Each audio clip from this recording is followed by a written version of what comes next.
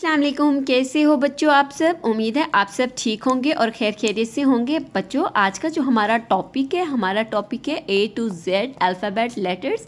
आज हम आपको स्मॉलर ABC पढ़ाएंगे और इसकी पहचान कराएंगे। बच्चों ये देखिए, ये है मेरे पास कुछ कलरफुल कलर्स, जिसमें है ये brown colour, this is a yellow colour, this is a orange colour, this is a green colour, this is a blue color, this is a red color, this is a black color, this is a red color and this is a pink color। उसके बाद है हमारे पास ये सी green colour.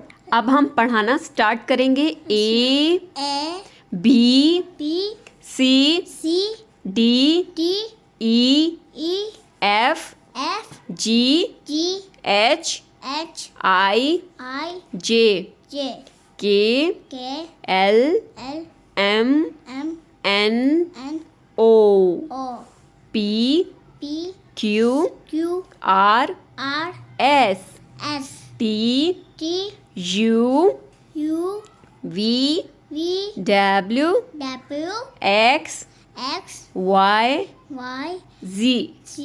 फिर से पढ़ें। A B C D E F G H I J K L M N O P Q R S T U V W X Y Z। बच्चों अगर आज का टॉपिक आपको पढ़ाना पसंद आया हो तो A to Z की जो आपको है पहचान हो गई हो, तो आपने मेरे चैनल को सब्सक्राइब करना है, वीडियोस को लाइक करना है। Thank you.